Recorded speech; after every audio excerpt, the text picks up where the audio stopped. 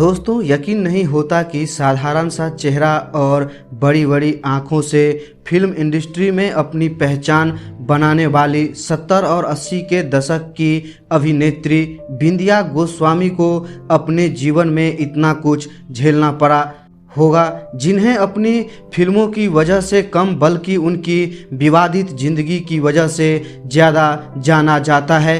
बिंदिया की फोटो 14 साल की उम्र में फिल्म फेयर कवर पर छपी थी। इनके फिल्मों के गाने इतने हिट हुआ कि लोग इन्हें तभी से पहचानने लगे थे। नमस्कार दोस्तों, मेरे चैनल फिल्मी स्टोरी 1 में आप सभी का स्वागत है। बिंदिया गोस्वामी का जन्म 26 जनवरी 1962 को राजस्थान के भरतपुर में हुआ था। इनके पिता का नाम वेणुगोपाल गोस्वामी था, जो कि तमिल एंकर थे। इनकी मां का नाम डॉली था, जो कि एक कैथोलिक थी। कुछ लोगों का मानना है कि बिंदिया के पिता वल्लभ संप्रदाय के पृष्ठभूमि से थे।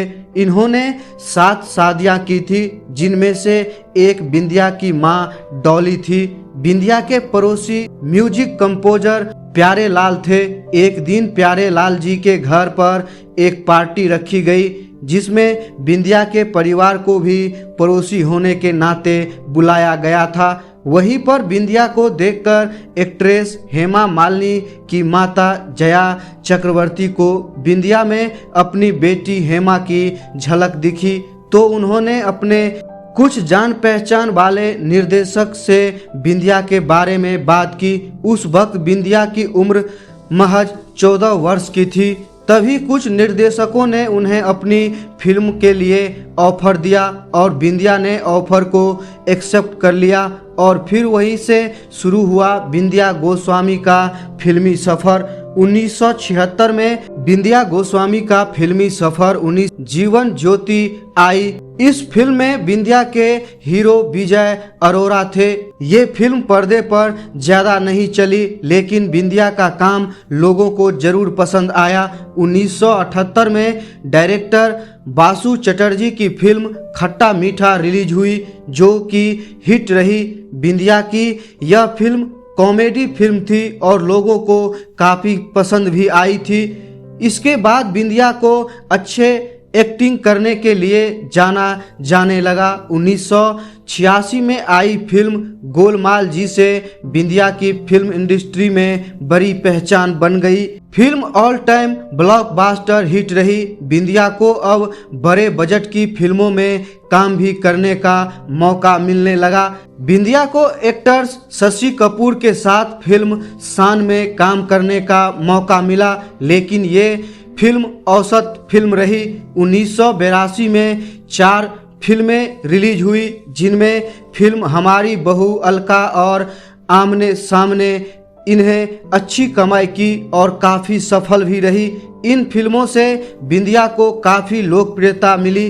बिंदिया की आखिरी फिल्म 1987 में मेरा यार मेरा दुश्मन रिलीज हुई थी। इसके साथ ही बिंदिया ने फिल्में करना छोड़ दिया। बिंदिया ने अपने करियर में 40 फिल्मों में काम किया। बिंदिया ने सबसे ज़्यादा फिल्म में एक्टर विनोद मेहरा के साथ की थी। फिल्म के दौरान ही बिंदिया को विनोद मेहरा से प्यार हो गया था, जबकि विनोद मेहरा पहले से ही शादीशुदा थे। विनोद मेहरा की शादी उनके घर वालों की मर्जी से हुई थी। विनोद मेहरा अपनी पत्नी को धोखा दे रहे थे और बिंदिया के साथ प्यार की पतंगे उड़ा रहे थे। बिंदिया विनोद मेहरा के प्यार में ऐसी पड़ी हुई थी कि उन्हें यहाँ तक नहीं पता चल रहा था कि विनोद मेहरा शादीशुदा है और मैं उन दोनों के बीच में आ रही हूँ।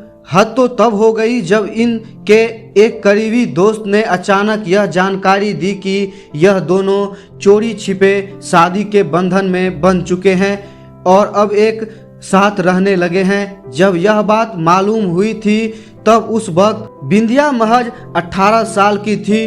उसके बाद जब यह जानकारी मीडिया को लगी तो सनसनी की तरह ये फैल गई। विनोद मेहरा की पत्नी को जब इस बात का पता चला तो उनके घर में हंगामा हो गया।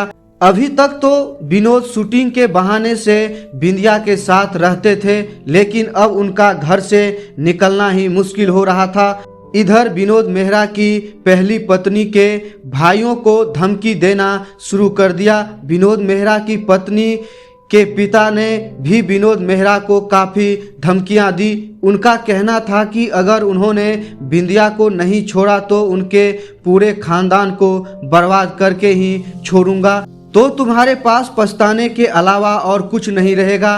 बिंदिया विनोद की पहली पत्नी के भाइयों की धमकी से इतना डर गई थी कि छुप छुप के जीने लगी थी, कभी इस होटल तो कभी उस होटल, जिसके कारण से वे अपने शूटिंग पर भी नहीं जा पा रही थी।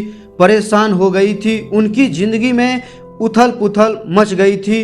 तभी एक बार उन्हें सहारा देने के लिए मशहूर डायरेक्टर जेपी दत्ता उनकी जिंदगी में एक डूबे को तिनके का सहारा बनकर आए। बिंदिया और जेपी दत्ता में काफ़ी नज़दीकियां देखने को मिली।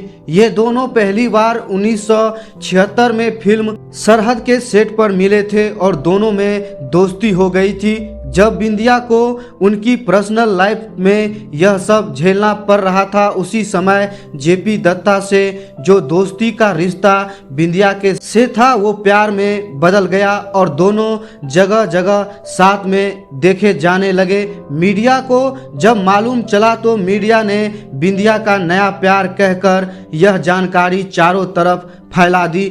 जब यह बात विनोद मेहरा को पता चली तो उन्हें बहुत गुस्सा आया, क्योंकि विनोद तय कर लिया था कि वे अपनी पत्नी को तलाक दे देंगे और बिंदिया को अपने साथ में रख लेंगे। लेकिन बिंदिया को तो नया प्यार मिल गया था।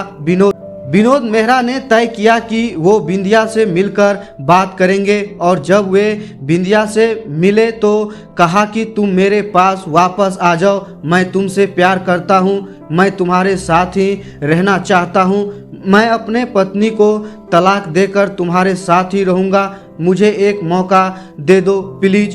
पर बिंदिया ने उनकी बात नहीं मानी। बिंदिया विनोद मेहरा के ससुराल वाले से इतना ज़्यादा डर गई थी कि वे अब विनोद से दूरी बनाना ही सही समझ रही थी।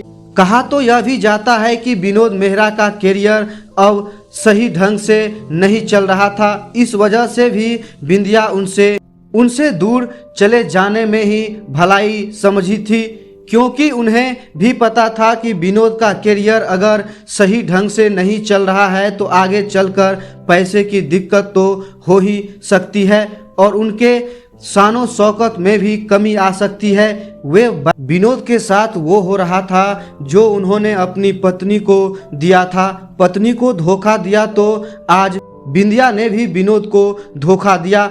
अब तो खुलेआम अपने और जेपी दत्ता को रिश्ते को स्वीकार कर चुकी थी। बिंदिया और विनोद का रिश्ता तब परवान चढ़ा था। फिर 1984 में दोनों अलग हो गए। बिंदिया ने 1985 में जेपी दत्ता से शादी कर ली, लेकिन बिंदिया ने घर से भागकर क्योंकि उनके घर वाले बिंदिया और जेपी के रिश्ते से खुश नहीं थे। बिंदिया की मां नहीं चाहती थी कि बिंदिया जेपी दत्ता से शादी करे, क्योंकि जेपी दत्ता बिंदिया से 12 साल बड़े थे। शादी के बाद बिंदिया ने एक्टिंग को अलविदा कह दिया और जेपी दत्ता के साथ उनके काम में हाथ बटाने लगी। बिंदिया और जेपी दत्ता की 2 बेटियां हैं, निधि और सिद्धि। बिंदिया आज एक कॉस्ट्यूम डिजाइनर हैं और अपने पति की फिल्मों के लिए भी कॉस्ट्यूम डिजाइन करती हैं। बिंदिया ने रानी मुखर्जी, माधुरी दीक्षित, करीना कपूर, करिश्मा कपूर, काजोल, जूही चावला, शिल्पा शेट्टी अभिनेत्रियों के लिए कॉस्ट्यूम डिजाइन किए हैं। बिंदिया आज अपने परिवार के साथ मुंबई में रहती हैं और अपने पति एवं बेटिया के साथ खुशहाल जिंदगी बिता रही हैं।